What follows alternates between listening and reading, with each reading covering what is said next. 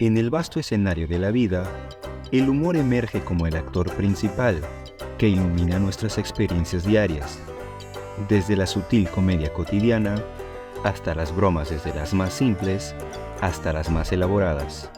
Es por eso que esta historia nos hace conocer del gran ingenio del ser humano para llevar a cabo una de las bromas que, con el paso de los años, se convirtió en una leyenda. Suscríbete para que puedas ver más contenido relacionado al mundo del misterio, paranormal, histórico y curioso. El 7 de febrero de 1910, un grupo de intelectuales británicos llevó a cabo una colosal broma, dejando en total ridículo a toda la Armada Británica. La acción, realizada por el llamado Círculo de Bloomsbury y conocida como el engaño de Dreadnought, o también como la farsa del Dreadnought, que no solo puso en ridículo a la muy seria y clasista Marina Británica, sino que también generó un gran dolor de cabeza para el gobierno, ya que el incidente provocó un agrio debate parlamentario y sembró serias dudas sobre la eficacia de la inteligencia naval británica. De hecho, hasta se tuvo que modificar el reglamento de la Armada Británica para hacer más estrictas las normas de seguridad a partir de este hecho. Esta broma fue tal que se convirtió en el hazmerreír de todo el país. Durante años, la burla persiguió a la que hasta ese entonces era una de las instituciones más respetadas de toda Gran Bretaña. El hecho de que el barco del que la Royal Navy se sentía más orgullosa fuese objeto de una broma de gran calibre supuso un enorme golpe de efecto. William Horace de Vere Cole era un poeta que era más conocido por sus bromas que por sus versos. Formaba parte del llamado Círculo de Bloomsbury, un grupo de intelectuales y artistas cuyo denominador común era el desprecio hacia la religión y el cuestionamiento de la rígida moral victoriana de la época. Entre sus miembros se encontraban el economista John Keynes, Virginia Stephen, más tarde conocida como Virginia Woolf, los pintores Duncan Grant y Vanessa Bell, siendo que todos constituían la élite intelectual y artística de la sociedad británica en esos tiempos. Horace de Vere Cole había adquirido una gran fama como bromista contumaz. A principios de 1905, mientras cursaba su segundo año en el Trinity College de Cambridge, Cole y Adrian Stephen decidieron utilizar la visita a Inglaterra de Sayyid Ali bin Hamud al-Busaid, octavo sultán de Zanzíbar, como base para un engaño. Elaboraron un plan para fingir una visita de estado del sultán a Cambridge, aunque se dieron cuenta de que, como la fotografía del sultán había aparecido recientemente en la prensa, existía el riesgo de que el sultán visitante se mostrara como un fraude. Es por eso que el 2 de marzo de ese mismo año enviaron un telegrama al alcalde de Cambridge para preguntarle si podían organizar una recepción adecuada para el sultán, obteniendo un sí como respuesta. Los estudiantes obtuvieron túnicas y turbantes, se maquillaron con pintura de color negro y tomaron el tren desde Londres. En la estación de Cambridge les esperaba un carruaje que los llevó al ayuntamiento, donde fueron recibidos por el alcalde y el secretario municipal.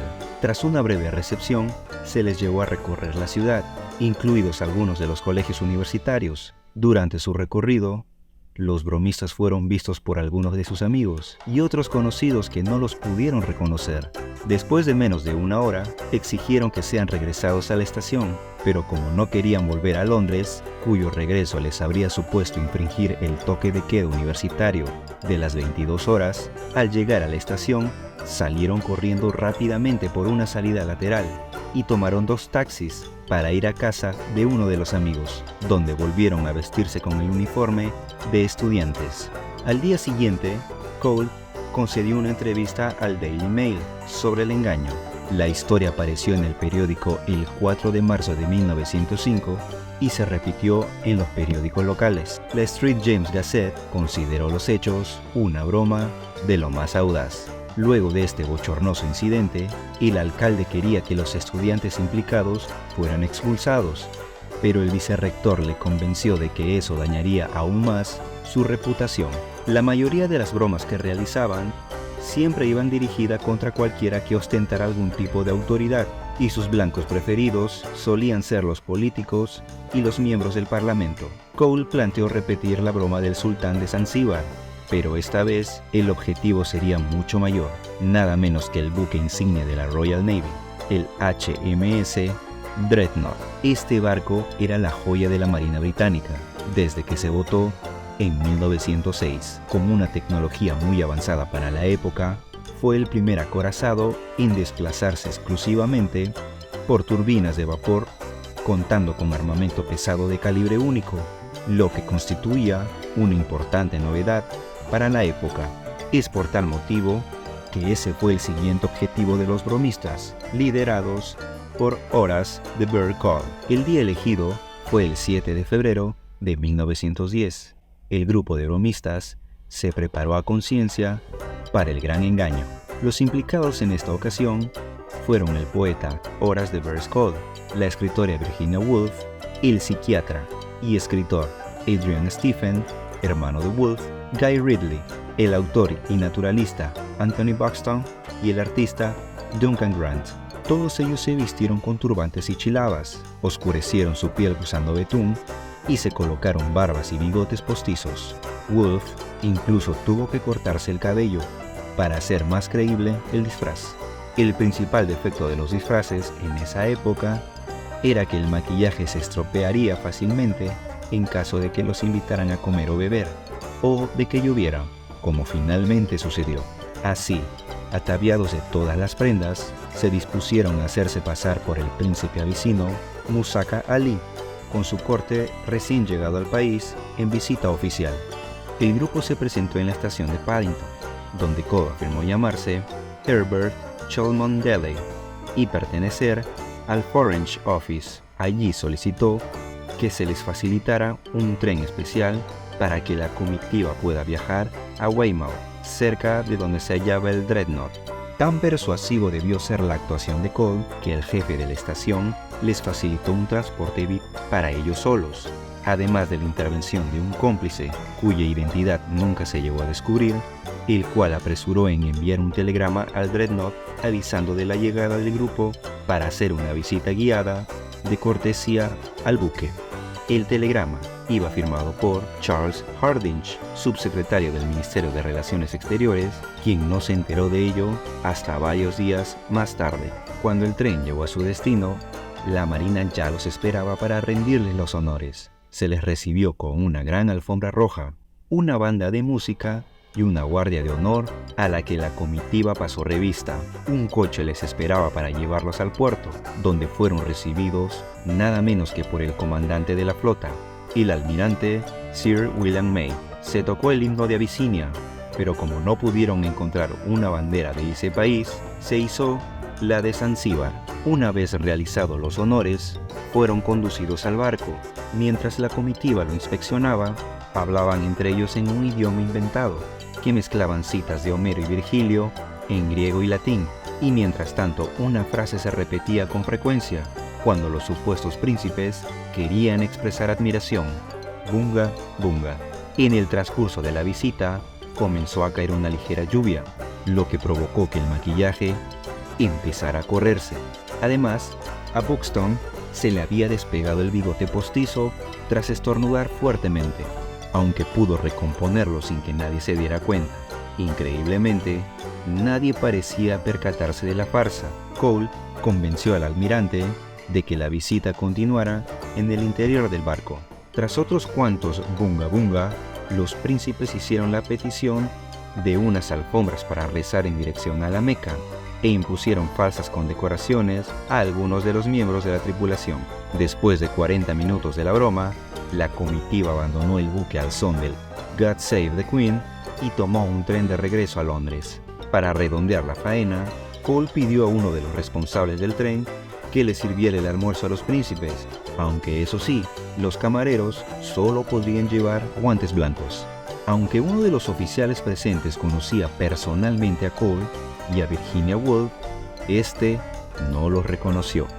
Al día siguiente, Horace de Burgh se puso inmediatamente en contacto con el Daily Mirror, enviándoles la historia de todo lo ocurrido, incluida una fotografía del grupo. Al cabo de pocos días, casi todos los diarios británicos se hicieron eco de la peculiar historia. La Royal Navy se convirtió en el hazmerreír de toda la nación y el gobierno sufrió un duro acoso parlamentario por parte de la oposición. La broma no tuvo consecuencias graves para las carreras de ninguno de los oficiales de la Armada, aunque existen sólidos indicios de que los oficiales no se tragaron el engaño y ante la duda se limitaron a no decir nada. La Marina solicitó el arresto de Cole y los demás partícipes de la broma. Sin embargo, el único delito que se había cometido fue la falsificación de la firma del subsecretario del Foreign Office, cosa que no fue realizada por ninguno de ellos, sino por otro miembro del grupo, cuya identidad nunca se facilitó. Ya hasta ese punto, no todos los componentes de la Marina se lo tomaron de la misma manera. Hubo quienes vieron el asunto con sentido del humor, entre los que se contaba los oficiales del HMS Hawke, rivales del Dreadnought, y quienes se indignaron profundamente por el ridículo que habían sufrido. Algunos miembros de la Marina británica se presentaron en casa de Cole y otros miembros del grupo, dispuestos a azotarlos con sus fustas reglamentarias. Pero, para rebajar la tensión, se sugirió a los culpables que acudieran al almirantazgo para presentar las disculpas del caso. Uno de ellos accedió a hacerlo, pero cuando se presentó, se negaron a recibirlo.